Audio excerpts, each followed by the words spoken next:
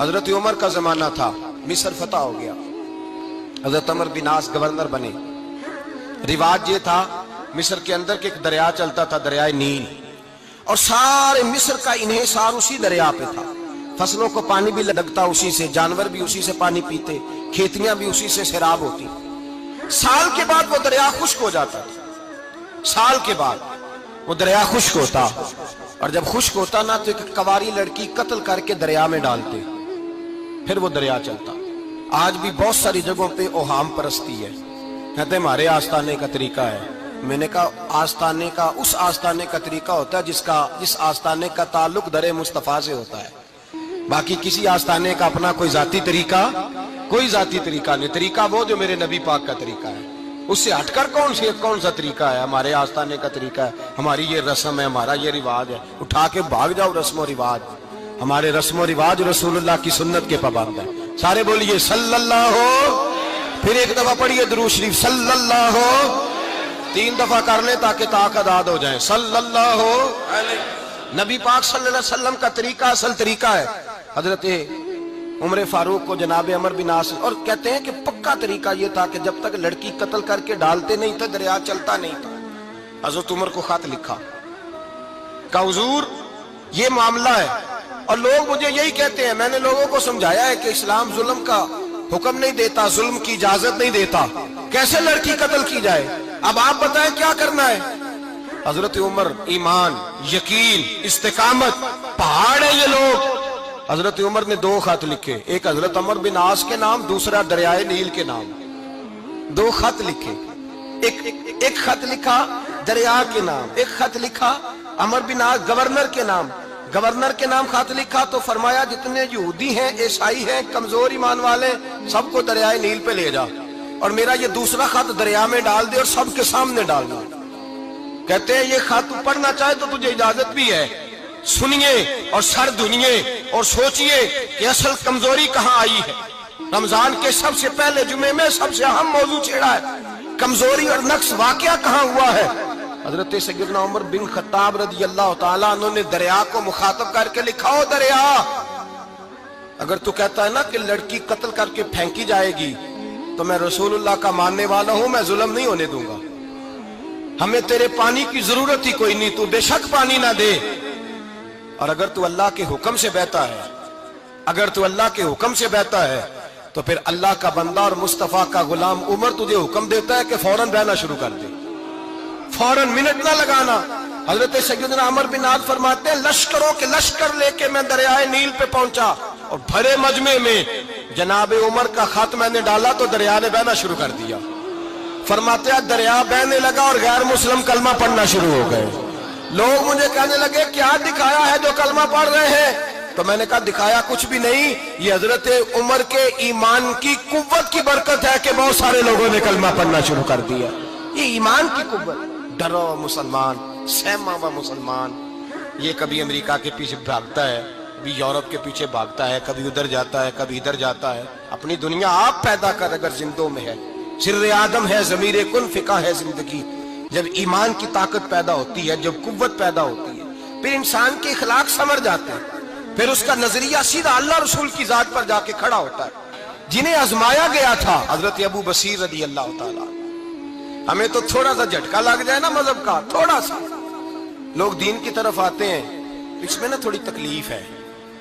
صحیح بخاری کی حدیث، اس میں تکلیف ہے، سچ کہہ رہا ہوں، صحیح بخاری کی حدیث ہے۔ ایک صحابی نے کہا تھا حضور میں آپ سے پیار کرتا ہوں، نبی پاک نے فرمایا اچھی طرح سوچ لے۔ میں سوڑیا نہیں پیار ہے، فرمایا چل پھر سوچ لے۔ حضور بڑا پیار، میں سوچ لے، کہا محبوبہ بڑا پیار ہے، تو نبی پاک نے فرمایا پھر تیاری کر لے، جس طرح گہری جگہ پہ پانی تیزی سے آتا ہے تیری طرف مشکلات بھی تیزی سے آئیں گی، تیزی سے۔ یہ شہادت گاہ الفت میں قدم رکھنا ہے۔ لوگ آسان سمجھتے ہیں مسلمان ہونا، ذرا اچھی طرح سوچ لے، جو مجھ سے محبت کا دعویٰ کرے گا اسے تکلیف ہے، بولو اسے تکلیف ہے، یہ پکی بات۔ جو محبت میں مخلص ہو وہ دیکھ لے میں آزمائش میں کتنا ہوں۔ تو اگر کوئی کہتا ہے نہیں مذہب میں جائیں گے تو موجیں لگ جائیں گی، تو یہ بات درست نہیں ہے، یہ تو بڑا مشکل کام ہے۔ یہ تو اس سے پوچھو نا جو اس منصب پہ ہے، یہ کٹھن مرحلہ ہے، کٹھن۔ یہ شہادت کا ہے الفت میں قدم رکھنا۔ لوگ آسان سمجھتے ہیں مسلمان ہونا، روتا ہے فلک برسوں، پھر جا کے یہ حالات درست ہوتے ہیں۔ تو بھائی یاد رکھیں اور سمجھیں، حضرت ابو بصیر رضی اللہ تعالیٰ عنہ نبی پاک صلی اللہ علیہ وسلم نے طے کر لیا کفار کے ساتھ. حدیبیہ کی جنگ ہوئی تو فرمایا اگر کوئی مسلمان مکے چلا جائے گا تو کافر کہنے لگے ہم واپس نہیں کریں گے، اور اگر کوئی کلمہ پڑھنے والا ستایا ہوا مسلمان مدینے آئے گا تو مسلمانوں کو واپس کرنا پڑے گا.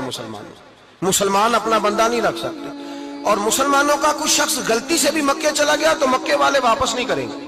حضرت ابو بصیر رضی اللہ تعالیٰ عنہ صحابی تھے، باپ نے، بھائی نے، محلے والوں نے قید کیا ہوا تھا کلمہ پڑھنے کی وجہ سے، پیروں میں زنجیریں تھیں، بیڑیاں تھیں، کسی طریقے سے جیل توڑ کے دوڑے مدینے پہنچے. کہتے ہیں رستے میں کسی آدمی کے ساتھ گھوڑے پہ کچھ دیر بیٹھا پھر پیدل چلا. صحابہ کہتے ہیں اتنا دردناک منظر بڑا کم ہم نے دیکھا. ابو بصیر جس گلی سے گزرتے وہاں خون پھیل جاتا، ان کی ٹانگیں خون سے کٹتی، وہ زنجیریں بندھی ہوئی. در رسول پہ حضور میں بھاگ کے آیا ہوں. کہتے ابھی نبی پاک صلی اللہ علیہ وسلم ان کی بات سن ہی رہے تھے کہ پیچھے سے قریش کے 2 سپاہی بھی آ گئے.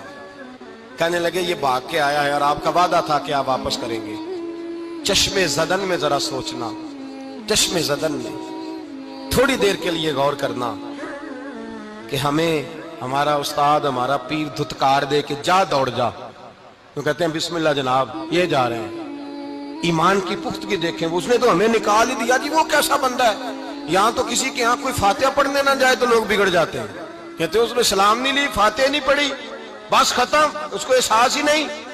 حضرت سیدنا ابو بصیر سامنے کھڑے، سامنے 2 سپاہی آ گئے. ذرا دیکھیے ایمان کی پختگی، ایمان، یقین اور استقامت. امام بہقی نے دلائل کے اندر لکھا ہے، فرماتے ہیں نبی کریم صلی اللہ علیہ وسلم نے ان کی طرف دیکھا تو حضور کی مقدس آنکھیں آنسوؤں سے بھر گئیں. حضور نے فرمایا ابو بصیر تیری تکلیف مجھے نظر آ رہی ہے پر میں نے وعدہ کیا ہوا ہے. میں نے وعدہ، بھائی یہاں ڈٹ کے رہنا بڑا مشکل ہے، یہاں قائم رہنا بڑا کٹھن مرحلہ ہے. یہاں آزمائش کے موقع پر دین پر انہوں نے تو رکھا ہی نہیں. لوگ تانے دیتے ہیں، باتیں کرتے ہیں، رکھا ہی نہیں، تو پھر ان کا بنتا ہے. حضور نے فرمایا تجھے جانا پڑے گا. صحابہ کہتے ہیں پورے مدینے میں ایسے تھا جیسے سوگ کا سما ہو. جب وہ 2 سپاہی حضرت ابو بصیر کو پکڑ کے لے جا رہے تھے تو وہ پلٹ پلٹ کے پیچھے دیکھتے تھے، پلٹ پلٹ، پیروں میں خون ہے، آنکھیں آنسوؤں سے بھری ہوئی. فرماتے ہیں جب وہ پلٹ رہے تھے تو مدینے کی گلیاں بھی رو رہی تھی. میرے نبی پاک جب وہ آنکھوں سے اوجھل ہو گئے تو حضور بیٹھ گئے زمین پہ. نبی پاک نے رونا شروع کر دیا. فرمایا اللہ تو نے اس شخص کی مدد فرمانی ہے، اس پر کرم کرنا ہے، اللہ اس کا خیال فرمانا. اس کے لیے دعا کی، حضور روئے.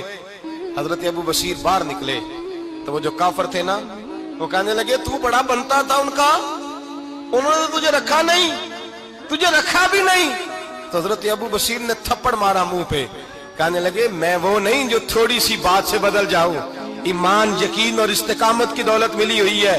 آپ فرمانے لگے میرا تو ایمان اور پختہ ہو گیا ہے کہ میرا نبی اپنے وعدوں کا بڑا پابند ہے، میرا رسول اپنے وعدوں کا بڑا پابند ہے. حضرت ابو بصیر کہتے ہیں مدینے کی سرحد گزر گئی تو میں نے کھینچی تلوار، ان میں سے ایک سپاہی، اب آؤ میرے مقابلے میں جس نے آنا. ایک کو مارا، دوسرا بھاگ گیا. فرماتے اب میں مکے جا نہیں سکتا تھا، جاؤں گا تو وہ زیادہ ماریں گے. مدینے حضور نے قبول نہ فرمایا.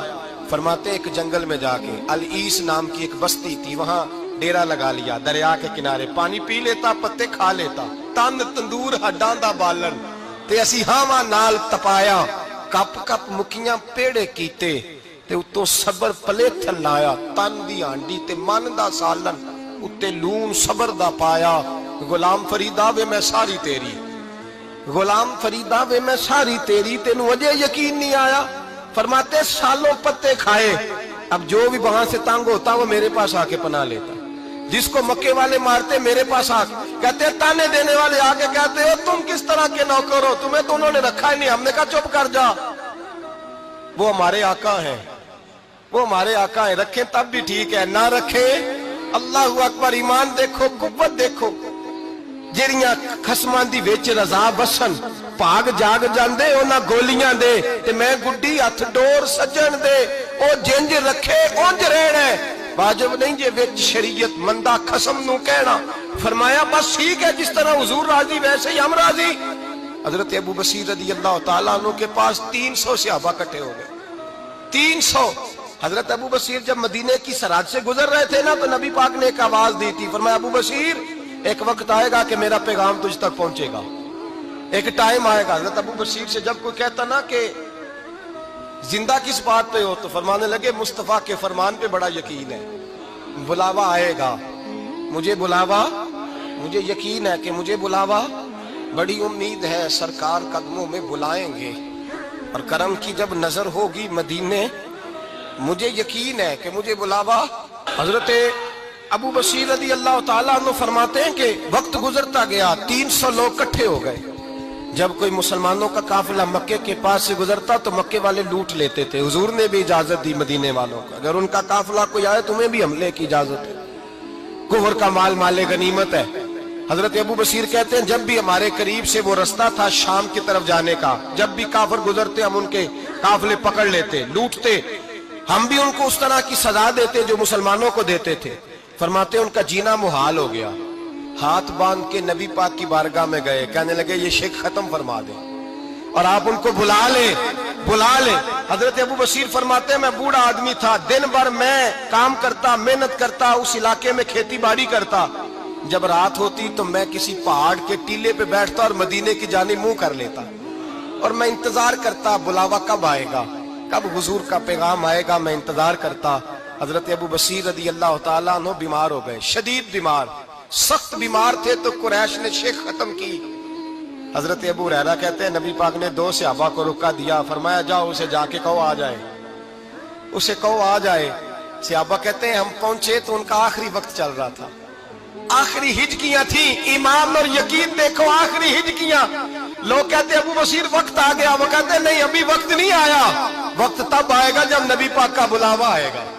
حضور کا وعدہ تھا وقت تب آئے گا جب میرے نبی کا بلاوا آئے گا، ابھی بلاوا نہیں آیا، تو ابو بصیر کا وقت بھی نہیں آیا۔ صحابہ کہتے ہم نے جا کے رکا، تھمایا، اٹھنے کی بھی طاقت نہیں تھی۔ جب حضور کا رکا لیا نا تو دونوں یوں مٹھیاں بند کر لی، گویا جھوم جھوم کے نعرے لگانے لگے آؤ دیکھو میرے نبی کے وعدے کتنے سچے ہیں، آؤ دیکھو حضور کے وعدے، چومتے حضور کا نامہ، سر پہ رکھتے، سینے سے لگاتے، اور کہتے ہیں پھر بلند آواز سے کلمہ پڑھنے لگے، کہنے لگے حضور میں حاضر ہوا، یا رسول اللہ میں آیا، کہتے بلند آواز سے کلمہ پڑھا اور ان کی روح پرواز کر گئی، ان کی روح پرواز کر گئی۔ نبی رحمت صلی اللہ علیہ وسلم کے غلاموں کا یقین، اعتماد اتنے اعلیٰ درجے کا، کمزور مسلمان، دائیں بائیں دیکھتا مسلمان، کفر کے وعدوں پر اعتبار کرتا، یہودی عیسائی اور سکھ کے وعدوں پر اعتبار کرتا، دنیا دار ٹھگ اور چور کے وعدوں پر اعتبار کرتا، یہ رب کریم کے وعدے پر اعتبار نہیں کرتا، یہ اللہ رسول کے ساتھ اپنی توجہ کو مبذول نہیں کرتا۔ میرے رسول کریم سید عالم صلی اللہ علیہ وسلم کے غلاموں نے اعتماد کر کے، یقین کر کے ہمیں بتلایا ہے کہ جب تیرے پاس یقین کی دولت ہوتی ہے پھر تو دنیا کا طاقتور آدمی ہوتا ہے، جب تیرے پاس ایمان کی قوت ہوتی ہے تو دنیا کا سب سے مضبوط شخص ہوتا ہے۔ اپنے آپ کو مضبوط کریں، اپنے اندر ایمان کی توانائی پیدا کریں، یہ جھوٹے وعدوں پر، جھوٹی تسلیوں پہ اپنے آپ کو زندہ نہ رکھیں، نہ دیکھیں دائیں بائیں کیا ہو رہا ہے، توجہ سیدھی اللہ رسول کی جانب رکھیں، مضبوط ایمان پیدا کریں، تگڑا، دانائی والا۔